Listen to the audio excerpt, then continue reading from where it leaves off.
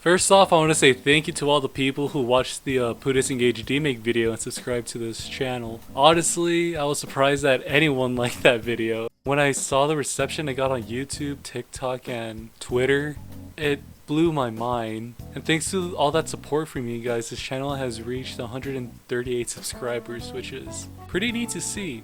I'm truly thankful to all you guys who watched, liked, and commented on that video. I love reading the comments you guys leave on that video, and I hope nothing but the best for all of you.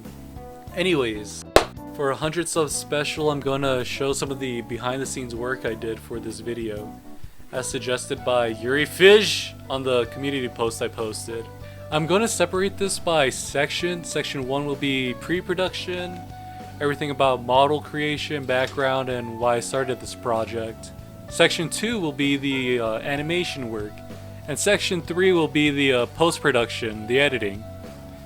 This isn't the order I did things. I'm a very unorganized person when it comes to managing projects and whatnot.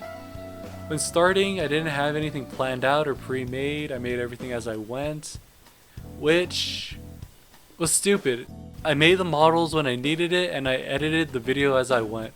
And once I was done with that, I deleted everything I did before and started again. This method bit me in the ass a few times, but I'll tell you about those times later.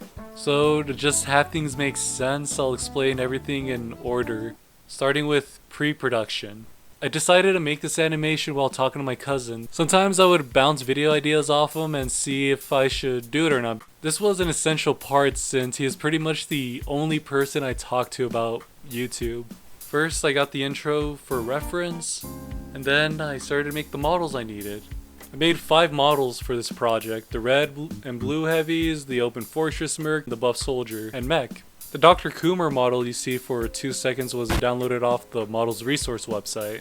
Alright, the heavy model. The first draft was kind of, it was shit. I mean, look at his face, it's fucking melting. Killed me! On my second attempt, I got some PS1 character references and started to work. For this model, I decided to have less vertices, so what I did was I got a cube and shaped it so it matches the heavy's, shape. And after 2 days of modeling, texturing, rigging, weight painting, the heavy model is done. I made the textures 64 by 64 so they can have that PS1/N64 look. However, this made things like his face look, terrifying. But according to my cousin, his face was perfecto. I guess beauty really is in the eye of the beholder. After this, I downloaded the textures, went to GIMP, changed its hue, and BAM! We got blue heavy. These 2 models are pretty much the same except the blue heavy, who has an extra bone for his glasses, which I only used in this one scene. The process of making the heavy was pretty much the same with all the other models. The background, all I did was put out a plane, subdivided it a few times, turned on proportional editing, and turned on random. All the mountains and cliffs in the backgrounds were made this way. For portions that had more in it, like road, cacti, and power lines, I just made all that stuff when I needed to.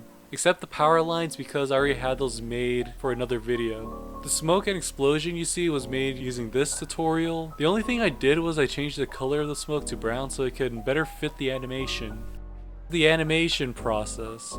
While animating, I had the video on my second monitor and I had it synced up to the timeline. From there, I followed the video and tried to recreate the poses, timings, and movements of the original. On my main window, I had 3 windows I used. 2 3D viewports, one for the camera and one for posing. And the dope sheet/timeline where you do the animation. See these keys? That's animation. When working on a scene, I start off by recreating the first frame, or at least the first frame that shows the full character, and I scrub through the timeline recreating any key poses. Before creating a pose, I make sure to turn on auto keying so whatever movements I do to the model gets automatically recorded. After creating a pose, I select all the bones and manually record the pose. I do this so any future edits I do won't affect the previous pose. When I'm done with this, I go back and fill everything in between. Next, I animated the borders, making sure I followed the original video. To make animating the borders easier, I parented the borders to the camera so whenever I move the camera, the borders move with it. Next, I would build and animate the backgrounds, and lastly, I would add lighting into the scene, making sure I replicate the shadows and backlight in the original video. I animate the lights as needed and then render that shit out. This was roughly the process I used to make the animation. post-production or editing. I render my animations at 24 frames per second at a 400 by 300 ratio with a filter size of 0.01 pixels. I really don't know what the filter size does, but I think it helps to make that old PS1 look. The first few scenes in the animation were rendered in one layer. This, of course, came to bite me in the ass a few times while editing. If I wanted to add an effect in the background, it would be nearly impossible to do so without manually cutting out the background and foreground. So for future renders, I made sure to render the background and foreground separately. This also caused some problems though. In this scene, I messed up the renders for the border. Right here, the heavy would be in front of the border transition. Since I already deleted everything and went on to work on the next scene, I had to go into Davinci Resolve and hand animate the border transition there. A bit annoying, but it is what it is. Another issue I had was the scene where the blue heavy destroys the mech. You can see for a bit that the mech stutters for a second. This is because I didn't render enough frames for this section and this scene was too short. To fix that, I copy the frames a few times so the video will flow properly. Anyways, for editing, all I did was add the photos into the timeline and make sure that everything flowed well. I had the original video as an overlay so I can see if everything matches. After having everything edited, you go to the rocket ship and start to render that stuff out. One thing I do change though is the encoding profile. What you do here is click every and change it from 12 to 1.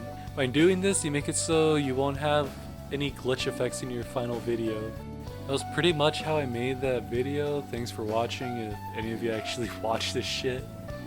If you have any questions about the creation of this or even about me, feel free to comment them.